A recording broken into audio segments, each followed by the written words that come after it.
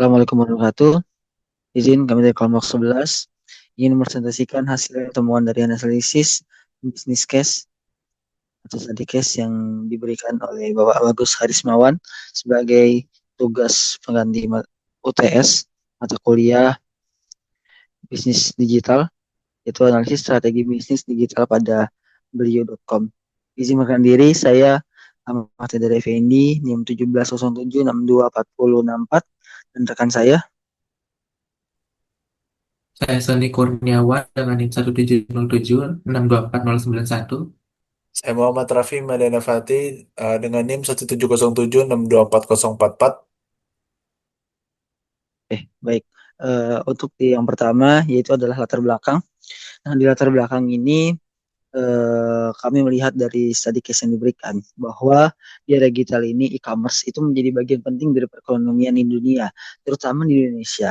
Pertumbuhan yang pesat itu akan membuka akses dan juga jalan pasar yang lebih luas dan yang dimana itu dapat meningkatkan efisiensi perdagangan. Namun persaingan di dalam pasar tersebut semakin ketat. Konsumen digital, terutama generasi milenial dan Gen Z, menuntut kemudahan akses, pengiriman yang cepat, pembayaran digital, serta keamanan data dan kemudahan-kemudahan transaksi yang lainnya. Yang dimana transformasi digital itu tidak hanya soal teknologi yang bertransformasi, tapi juga bagaimana cara sebuah perusahaan itu menciptakan sebuah value atau nilai yang dapat berinteraksi langsung dengan para pelanggan. Maka dari itu, platform e-commerce perlu mendukung UMKM, meningkatkan efisiensi operasional, serta memanfaatkan AI dan otomatisasi layanan untuk tetap kompetitif di tengah era globalisasi dan juga perkembangan teknologi. Dan dengan demikian, transformasi digital menjadi kebutuhan mutlak agar bisnis itu dapat bertahan, berkembang, dan juga dapat beradaptasi dengan baik di lingkungan yang sekarang. Oke, untuk yang pertanyaan pertama, yaitu adalah berikan 3 model pendapat baru yang dapat dikembangkan oleh Blik.com. Nah, kelompok kami memberikan 3 metode. Untuk pertanyaan yang pertama ini, yang pertama adalah dengan kolaborasi aplikasi populer. Dengan tujuan untuk meluas jangkauan pasar, meningkatkan brand awareness, dan menekan biaya promosi. Sasaran untuk konsumen tersendiri yaitu penggunaan aktif, platform hiburan, dan layanan online lain seperti sosial media. Mekanismenya untuk metode yang pertama yaitu adalah metode affiliate marketing atau dengan referral link. Lalu untuk dari segi pendapatannya, kami merekomendasikan itu komisi misal 5% dari hasil penjualan dengan transaksi melalui mitra dan lain. Lalu untuk manfaat tersendiri yaitu adalah menambah volume transaksi baru, efisiensi biaya akuisisi pelanggan yang murah, dan juga memperoleh kinerja keuangan pada perusahaan. Beliau.com. Metode yang kedua yaitu adalah fitur live streaming shopping and creator monetization. Nah, sistem monetisasi ini adalah dengan komisi kreator dari setiap transaksi live pada saat penjualan itu misalkan kita ambil 10%. Lalu yang kedua adalah fitur gift. Nah, penonton ini bisa membeli koin untuk hadiah virtual pada saat kita live streaming tentang penjualan dan lain. Lalu yang ketiga adalah tahapan implementasinya.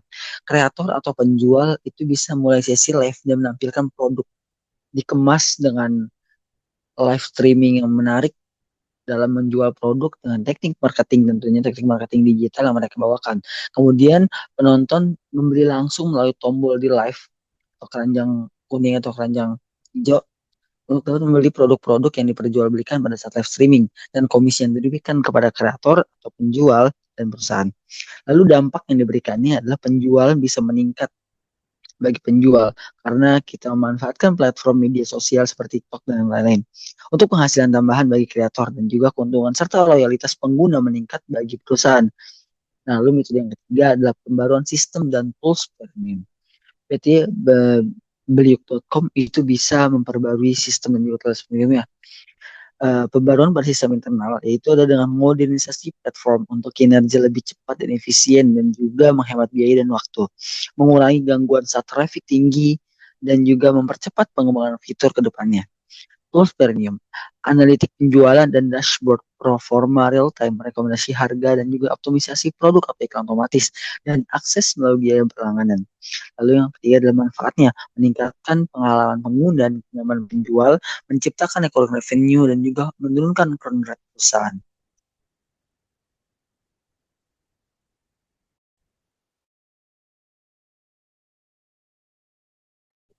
Sekarang kita akan masuk ke pertanyaan kedua. Identifikasilah dan analisis faktor-faktor lingkungan eksternal yang dapat mempengaruhi performa perusahaan beliau pada cerita ini. Dengan cara mencari framework yang tepat dari buku, teks sumber akademis materi, perkuliahan, atau analisis lingkungan global atau makro. Selanjutnya next.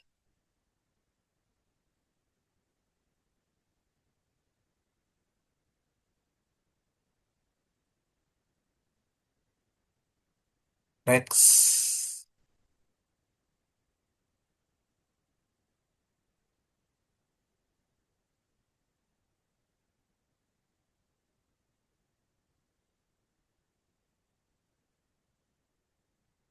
Nah,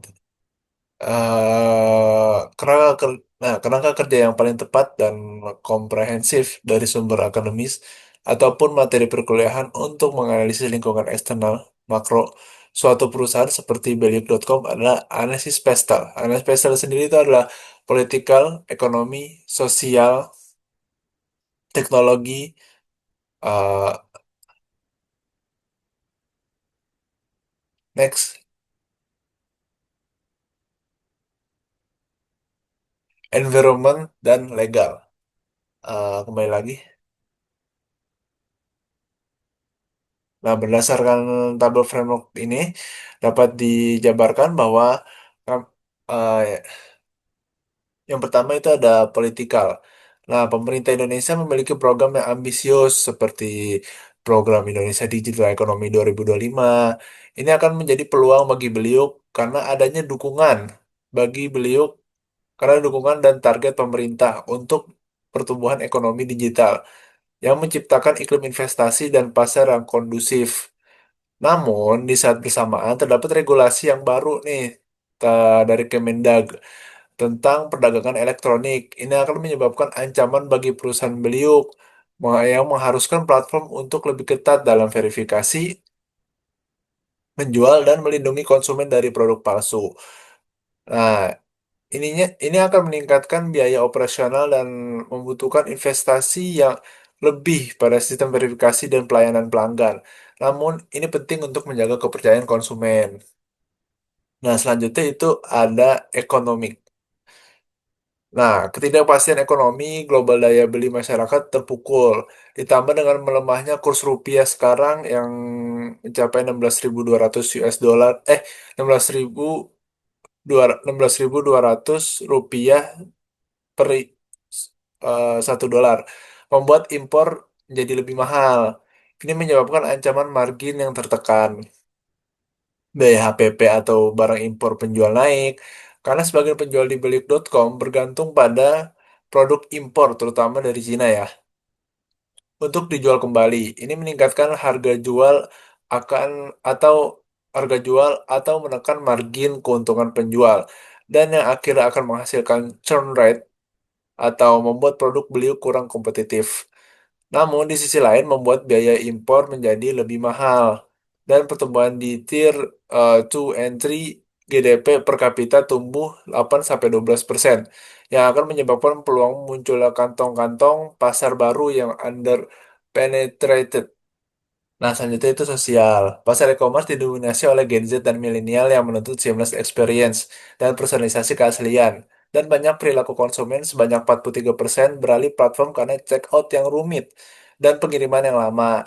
Ini bisa menyebabkan ancaman tinggi churn rate karena kegagalan memenuhi ekspektasi layanan dan user experience di generasi baru. Kualitas dan kecepatan layanan menjadi prasyarat untuk survive di persaingan e-commerce zaman sekarang. Tapi tapi pertumbuhan pengguna internet aktif juga ikut bertambah dan akan menyebabkan peluang bagi ini peningkatan pengguna internet aktif menunjukkan konsumen digital semakin meluas. Kemudian yang selanjutnya itu ada teknologikal. Next.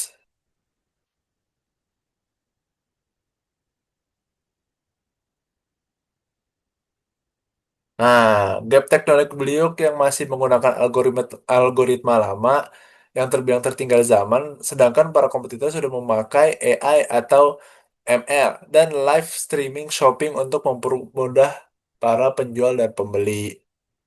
Selain itu, beliau juga mempunyai infrastruktur logistik yang lambat, terbilang lambat, seperti pengiriman di wilayah timur mencapai 5 sampai 10 hari. Itu kan termasuk lambat ya.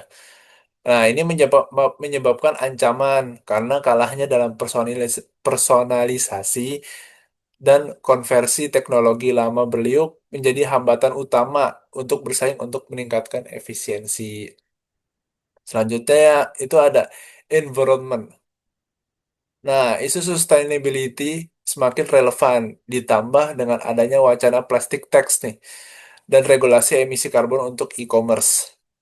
Ini bisa menyebabkan ancaman pada potensi biaya operasional dan kepatuhan yang meningkat di masa depan karena platform harus beradaptasi dengan regulasi lingkungan yang baru. Belum adanya strategi hijau dibandingkan kompetitor juga akan menyebabkan melemahnya citra merek si Beliuk ini. Nah, yang terakhir itu ada legal. Terdapat regulasi e-commerce baru yang menetapkan persyaratan verifikasi penjual dan perlindungan konsumen yang lebih ketat. Regulasi Regulasi baru ini menyebabkan ancaman nih, karena regulasi ini secara langsung menambah beban operasional dan biaya kepatuhan bagi Beliuk.com untuk memastikan semua penjual dan transaksi memenuhi standar hukum yang berlaku.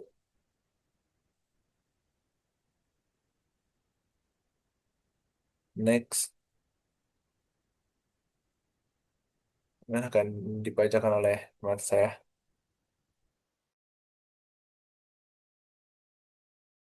Oke. Selanjutnya di sini ada pertanyaan 3A. Soalnya adalah pada buku referensi utama mata kuliah bisnis digital, sebutkan framework atau model analisis apa saja yang dapat digunakan perusahaan di area internal resources. Boleh di next?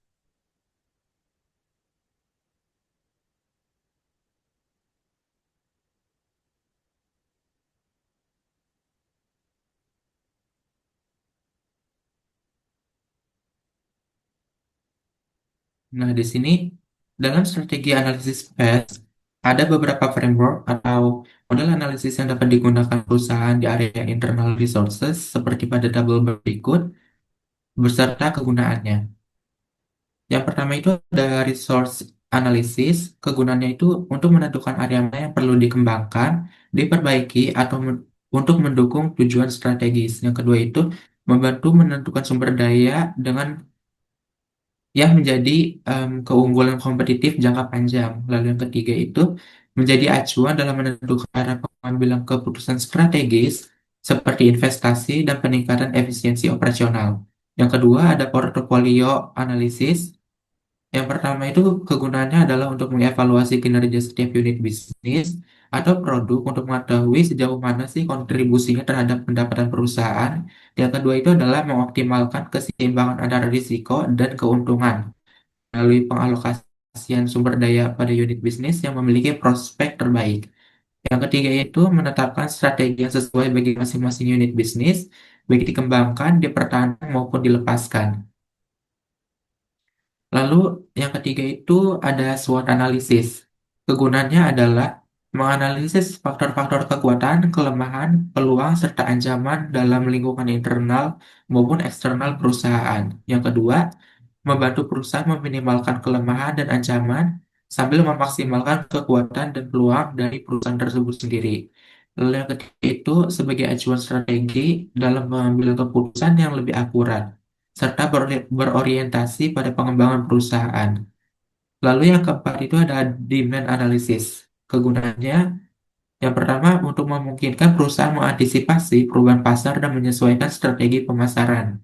Dua, mempelajari pola dan tren permintaan pasar untuk memahami kebutuhan serta preferensi konsumen. Dan yang ketiga, menganalisis kebutuhan dan perilaku konsumen untuk menyesuaikan produk dan layanan. Lalu yang terakhir, di sini ada kompetitor analisis. Kegunaannya adalah untuk mengumpulkan data tentang pesaing, untuk memahami keunggulan dan kelemahan mereka. Lalu yang kedua itu menilai posisi kompetitif perusahaan dibandingkan pesaingnya. Dan yang terakhir itu gunanya adalah membantu merumuskan strategi untuk menghadapi persaingan dan menemukan peluang diferensiasi. Boleh di next?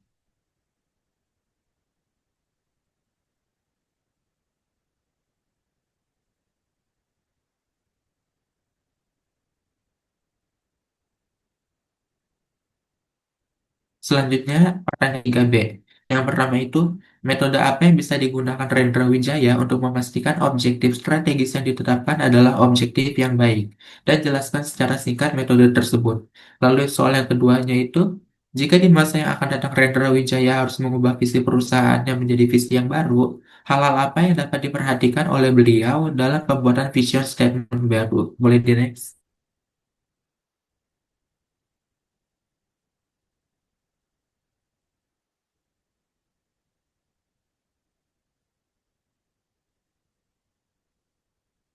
Nah, ini ada jawaban untuk pertanyaan 3B soal yang pertama. Dalam menentukan objektif strategis yang efektif, terdapat 4 metode yang umumnya digunakan, yaitu SMART Objectives, Online Revenue Contribution atau ORC, lalu yang ketiga itu Customer Value Targets, dan yang terakhir itu Balance Scorecard. Beliau.com dapat menggunakan metode SMART dan Balance Scorecard untuk merumuskan objektif strategis yang efektif. Di sini ada em, penjelasannya melalui tabel. Yang pertama itu adalah SMART Objectives. Penjelasannya itu spesifik digunakan untuk em, spesifik itu untuk menyatakan tujuan yang harus jelas agar perusahaan tahu apa yang ingin dicapai.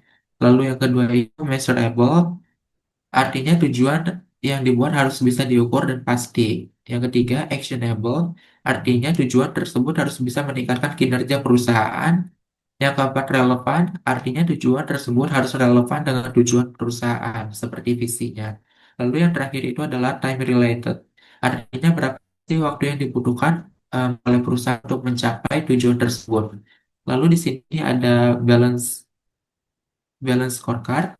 Balance scorecard itu terdapat 4 perspektif. Yang pertama itu perspektif keuangan, yang dilakukan dengan melihat indikator keuangan dalam perusahaan seperti laba, pendapatan, dan pengambilan modal untuk melihat apakah perusahaan mampu mencapai tujuan keuangan dan meningkatkan nilai tambah pemegang saham. Lalu yang kedua itu perspektif pelanggan. Perspektif ini dilakukan dengan melihat seberapa mampu perusahaan dalam memenuhi kebutuhan, harapan, dan layanan pelanggan untuk memberikan kepuasan terhadap pelanggan tersebut. Lalu yang ketiga itu perspektif proses internal, yang dilakukan dengan melihat pentingnya mengidentifikasi dan mengembangkan aktivitas bisnis dalam menghasilkan produk, kualitas, inovasi, dan produktivitas. Dan yang terakhir itu perspektif pembelajaran dan pertumbuhan. Dilakukan dengan melihat pengukuran kemampuan perusahaan untuk belajar, beradaptasi, dan meningkatkan kapabilitasnya. Boleh di next?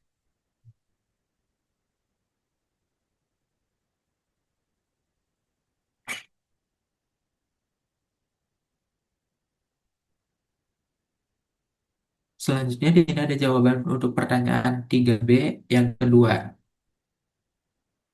Em, Dalam menyusun vision statement baru, Rendra perlu memerhatikan beberapa aspek penting agar visi yang dibuat mampu menggambarkan arah strategis yang realistis dan relevan terhadap perkembangan bisnis digital.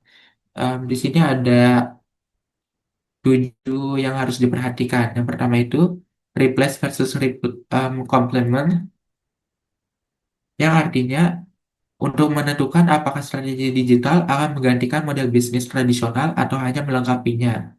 Yang kedua itu extent of adaptability needed. Artinya itu menilai tingkat kemampuan perusahaan untuk beradaptasi terhadap perubahan seperti SDM, sistem, dan struktur organisasi. Yang ketiga itu keterkaitan dengan strategi dan industri. Artinya mengaitkan visi dengan strategi utama dan isu atau tujuan industri agar relevan dan spesifik. Yang keempat itu ada hubungan dengan tujuan dan strategi, yang artinya menghubungkan visi dengan sasaran jangka panjang dan strategi perusahaan. Yang kelima itu adalah kemudahan untuk diingat. Ini artinya membuat visi mudah diingat melalui akronim atau frasa menarik. Yang keenam itu aspek pelanggan, yang artinya memperhatikan online customer acquisition, conversion, experience, dan retention. Dan yang terakhir itu ada skenario based analysis. Um, di sini gunanya itu sebenarnya untuk mengeksplorasi kemungkinan masa depan untuk menilai risiko, peluang, dan dampak dari perubahan visi tersebut. Boleh di next?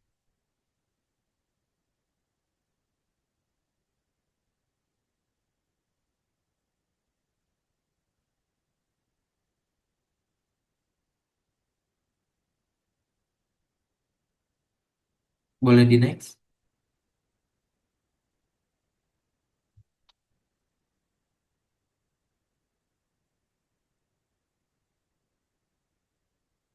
Selanjutnya di sini ada pertanyaan 3C. Yang pertama itu, apa framework atau metode strategi yang tepat untuk dapat mengkategorisasi strategi pertumbuhan yang diusulkan oleh keempat FP dalam cerita? Berikan grafik, visual framework, atau metode tersebut beserta penjelasannya. Yang kedua itu, klasifikasi setiap usulan dari keempat FP ke dalam kategori pertumbuhan yang sesuai. Dan soal yang terakhir adalah berikan rekomendasi akhir. Ide mana yang menurut Anda paling tepat untuk dipilih CEO? Berikan justifikasi dengan mempertimbangkan seluruh alur cerita yang ada di kasus bisnis ini. Jika di masa depan yang akan datang, em, boleh di next.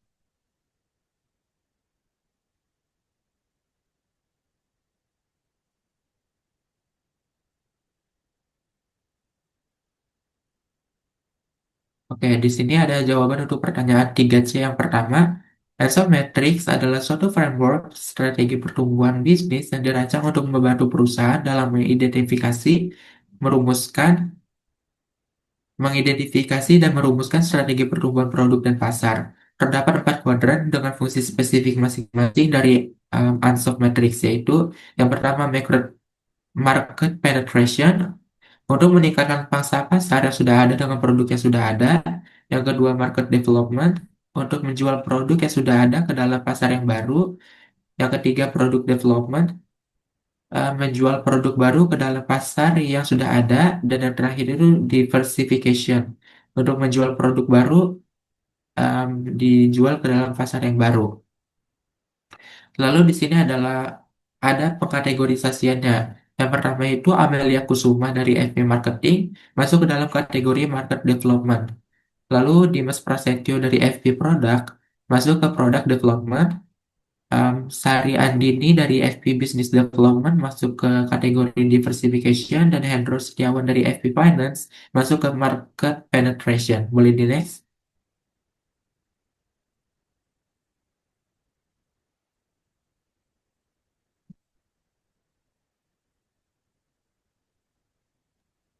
Nah, kemudian ada berikut hasil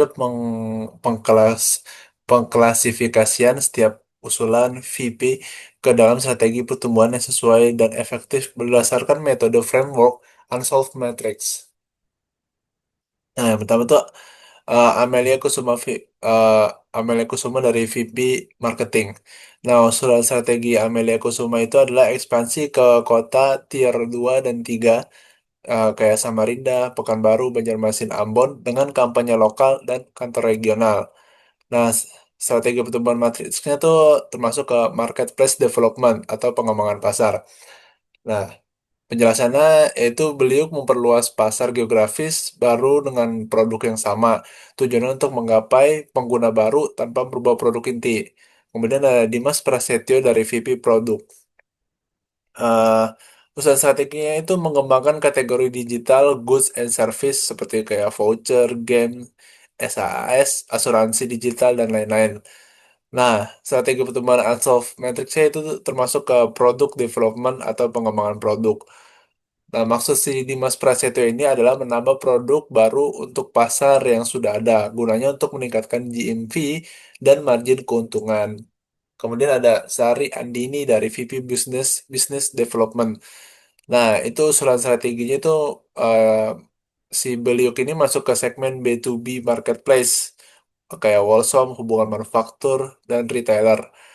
Nah, strategi pertumbuhan Alsoft Matrix itu kayak diversification atau disertifikasi. Maksud si Sari Adi ini tuh menghadirkan produk dan pasar yang baru seperti beralih dari C2C ke B2B sehingga model bisnis dan target pasar berubah total. Next. Nah, kemudian yang terakhir ada Hendro Setiawan dari VP Finance. Nah, eh, strategi itu optimasi efisiensi peningkatan conversion rate, dynamic pricing, AI chatbot, CS, analisis data. Nah, eh, strategi pertumbuhan itu yaitu market penetration atau penetrasi pasar. Nah, maksud si Hendro Setiawan ini lebih ke fokus kepada memperkuat posisi pasar yang lama melalui efisiensi dan peningkatan performa tanpa harus menambah produk atau pasar yang baru. Next.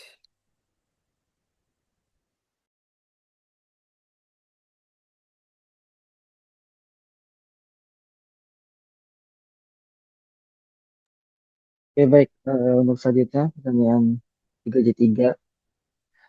Di sini rekomendasi akhir yang cocok diambil oleh CEO Belik.com yaitu bisa menggunakan strategi dengan pendekatan yang menggabungkan optimasi bisnis inti atau core business environment dengan sedikit risiko peningkatan efisiensi operasi dan konversi transaksi melalui otomatisasi, penetapan harga yang dinamis, dan juga analitik akan menghasilkan efek yang cepat pada perusahaan. Membangun platform wholesale yang menghubungkan produsen dan mengecer memberikan peluang pertumbuhan yang signifikan pada perusahaan dan juga margin keuntungan yang tentunya bisa lebih besar. Metode ini mengimbangi stabilitas jangka pendek dan juga kemungkinan pertumbuhan jangka panjang. Namun karena tekanan kompetitif yang sangat kuat dan sumber daya yang terbatas dari bisnis tersebut, metode ini tidak efektif. Selain itu, gagasan ini paling masuk akal untuk menjamin keuntungan dalam waktu dekat dan posisi beliau di pasar yang sangat kompetitif.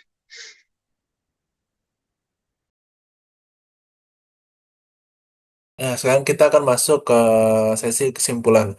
Nah, di produk serta pasar merupakan kunci sukses di masa digital sekarang.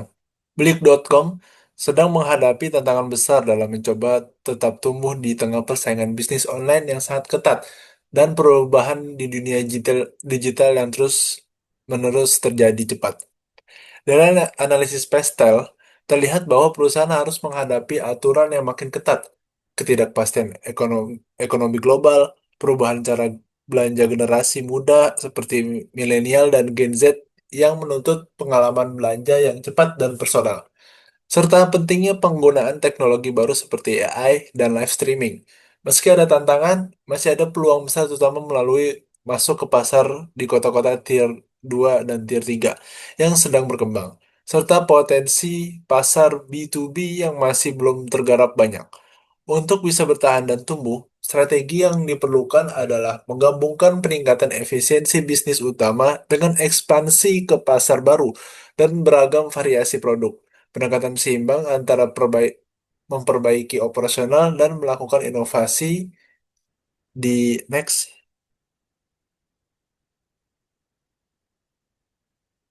inovasi. Nah, kemudian kita masuk ke saran. Saran pertama itu ada beliau ini harus tingkatkan efisiensi dalam menjalankan bisnis inti dengan menggunakan teknologi AI, layanan pelanggan otomatis, dan harga dinamis agar meningkatkan penjual dan menghemat biaya operasional. Kemudian yang kedua itu mempercepat proses pengembangan dan penerapan teknologi baru, khususnya nih dalam memberikan pengalaman yang lebih personal kepada pengguna serta fitur interaktif seperti belanja langsung melalui streaming untuk meningkatkan keterlibatan pelanggan dan meningkatkan penjualan. Kemudian yang terakhir itu ada fokus pada ekspansi pasar di tier 2 dan tier 3 dengan strategi pemasaran yang disesuaikan dengan kebutuhan lokal dan pembangunan infrastruktur regional untuk memperluas pasar yang dimiliki.